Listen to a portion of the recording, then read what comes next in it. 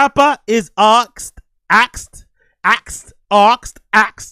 if you'll be doing stand-up in Austin. Let's hear this.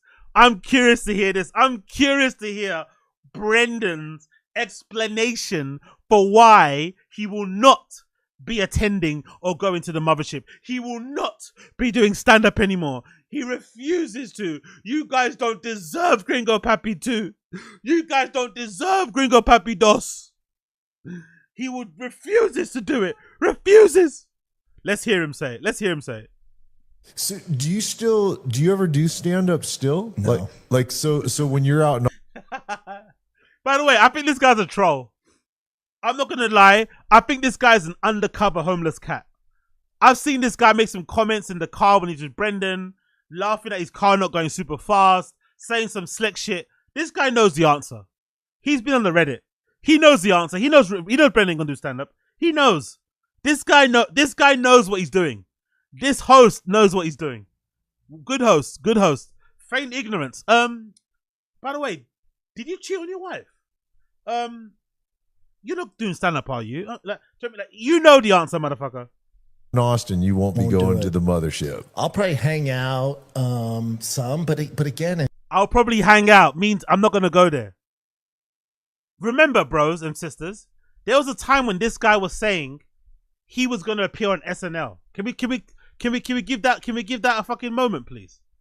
Can we give a moment to say there was a time when Brendan, right, was saying he would go on SNL. His dream was to go on SNL. There was a time where Brendan was saying his dream was to go on SNL. SNL. Saturday fucking Night Live. And now this guy is like scared to go to a comedy club. I'm not going to the mothership. Maybe. Imagine the turnaround. Listen to this guy. I'm glad that you're at that place at such a young age, because there are people who never love themselves enough to go there. Correct. Yeah. I love Gary Vee. I'm not gonna lie. I'm unapologetic with my love of Gary Vee. Gary Vee helped me a lot with procrastination. Helped me a lot with fucking just, getting out of my head when it comes to the content and social media and shit. I'm a big fan of Gary Vee. I've read all his books and shit. I don't like all the NFT shit. All the Gary Vee fucking toys and the fucking NFTs I fucking hate. But I'm a big fan of Gary Vee. But this broke my heart. When this originally happened, this broke my heart. Seeing Gary Vee sit there and interview this fucking speng fucking broke my heart. I'm not gonna lie. Cause like, bro, how can you get fucking duped by this fucking guy, man? He's a charlatan.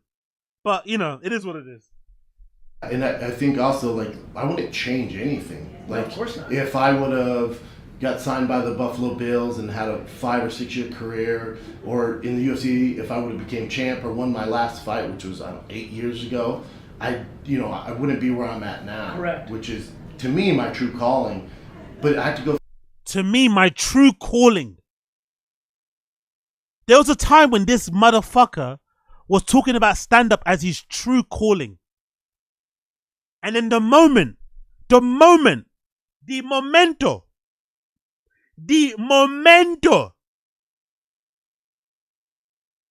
Joe Rogan left for Austin, Texas, and all of the friends left for Austin, Texas, and this guy had to work, had to actually hustle, had to actually go on the road and try without having bring-ins or doors opened, he fucking quits.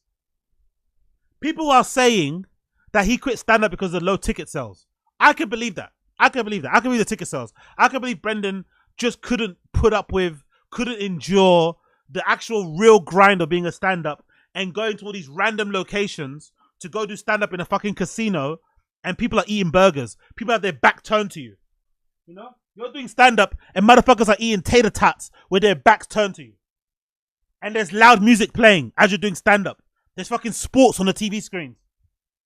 He couldn't handle doing that. He couldn't handle going to comedy clubs and doing stand-up in front of 10 people. I'm sure that's true. But my actual feeling, if you actually had to ask me, gun between the head, why did this motherfucker quit stand-up? I think the true reason, he's lazy. He's fucking lazy. And he was fucking privileged and pampered.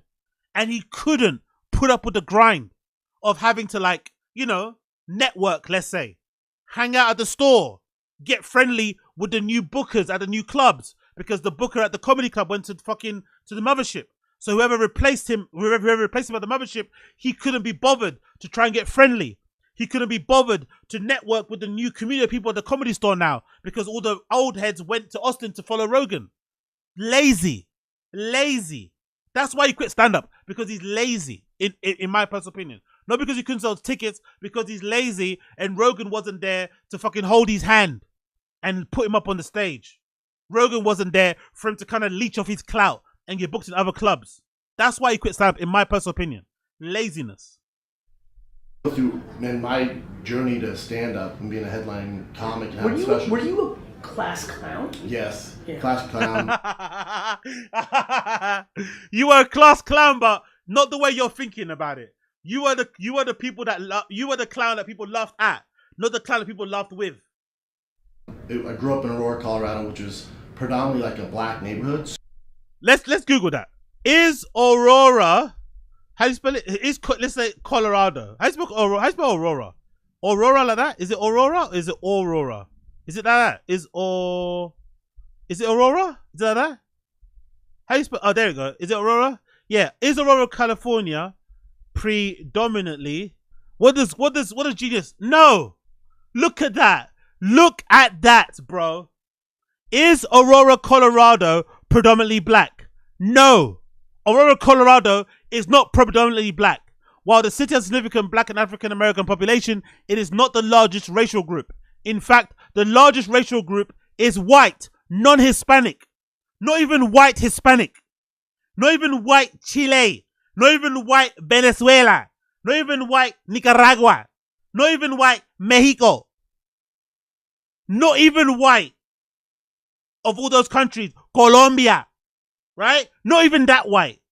White.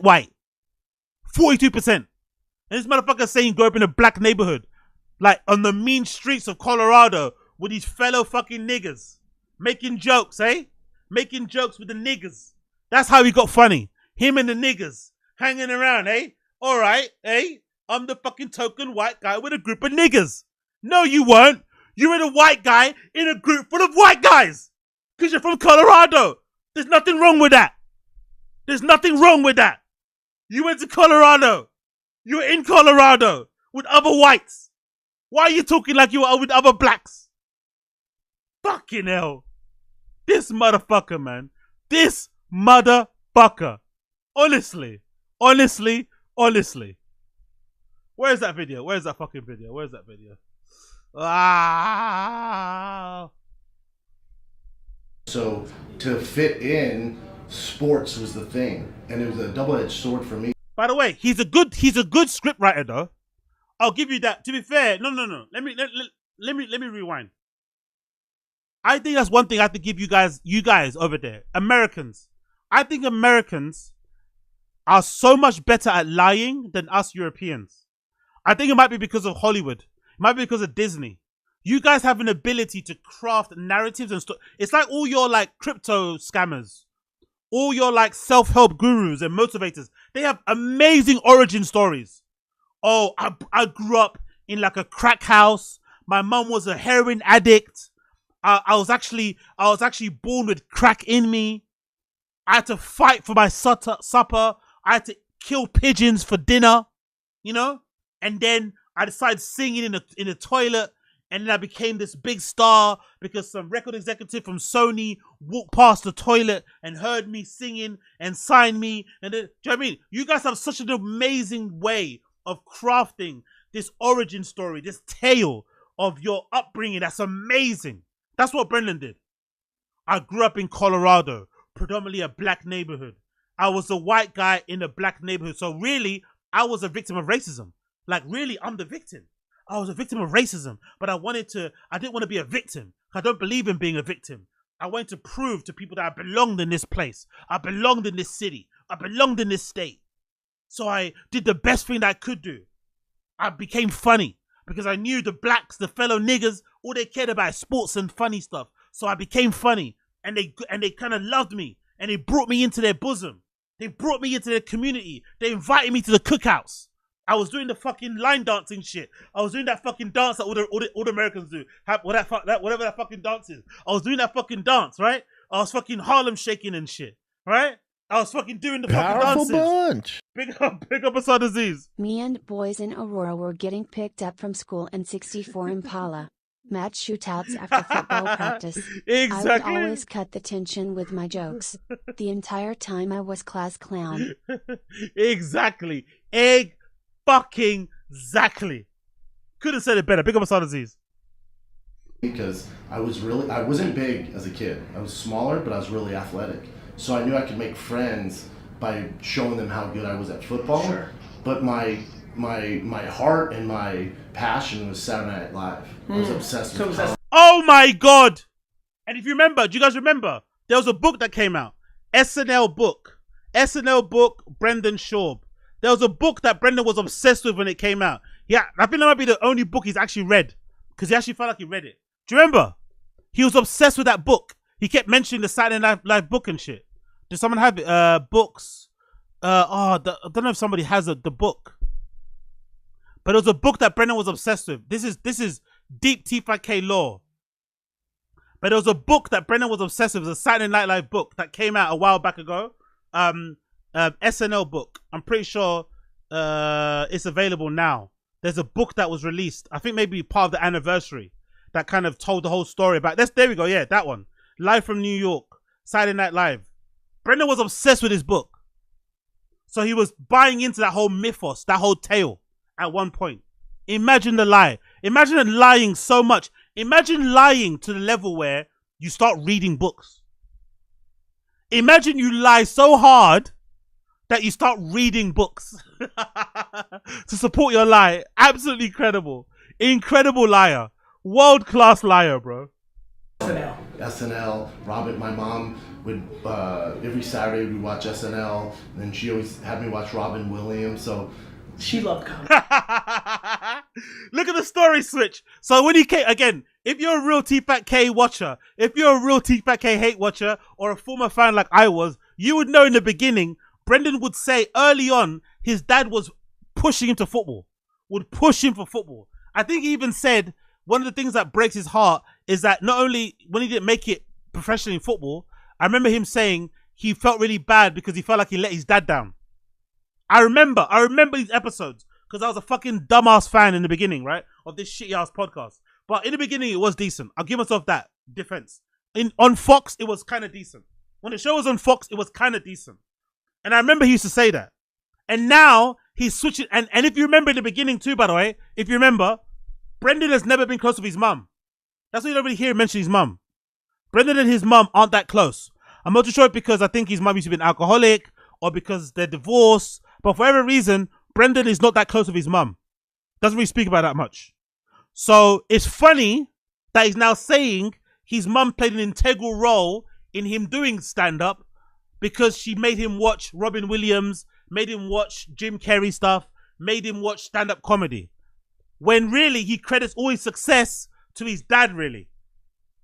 And his dad being broke, and then him having to sell comic books out of the fucking wardrobe, and then having to hustle, like, whatever. So the lies are all over the place. The lies are getting jumbled. The lies are all over the place. But just remember how passionate he is talking about stand-up right here. She loved it. That's where I got my humor from. And she introduced me all that stuff. So my heart wanted to be a comic, but I was really athletic, and it took me some great places. Really athletic. Press X to doubt. We've seen you race Chappelle. We've seen you race Chappelle. We've seen you, Brendan Schaub, racing. We've seen you. What's that? No, let's say playing basketball. Have you guys seen this? Really athletic, he says. Really athletic, he says. Where are we seeing it? Where are we seeing it? Him playing basketball. Please, somebody must have it here. Please, someone must have a clip of him playing basketball. Oh, I don't have it here. Someone must have it. I don't know where it is. But there's him playing basketball. Fucking awful. We see him playing basketball. Terrible, right? Let's do Brendan Schaub racing. All right? Race Chappelle. Let's see if we can get that up on here. Where is it? No, it's Chappelle. Where's the fucking clip? Someone must have it. Someone must have it.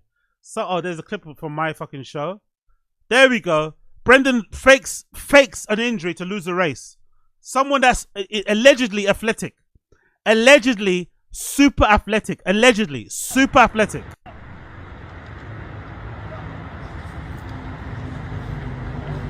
Let's go, Chabot! Looks like he's running in the mud. Looks like he's running in the mud. It looks like he's running in mud. Looks like he's pulling a wagon. Looks like he's running in treacle. Looks like he's running in custard. What type of pace is that? What type of fast twitch muscle is that?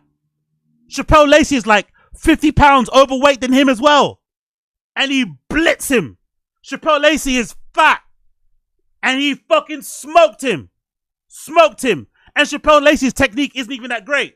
He's running kind of up, standing up. If Chappelle Lacey kind of leaned a bit forward, he might actually be faster. Chappelle Lacey's bigger than him, looks like he's slower, but he still fucking blitzed him. Fast switch fibers where?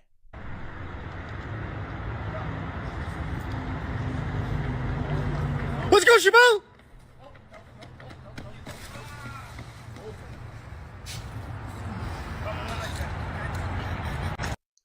Yo, big up Rafael Quinta, big up Rafael Quinta, big up Rafael Quinta, big up Rafael Quinta. Calm down. Calma down, AZ. Nah, bro. Nah. I'm on a streak right now. I'm feeling good right now. I'm streaming right now. For you guys right now. After this right now, I'm going to the gym right now. And after that, I'm going to KFC to buy 20 wings for £8 right now.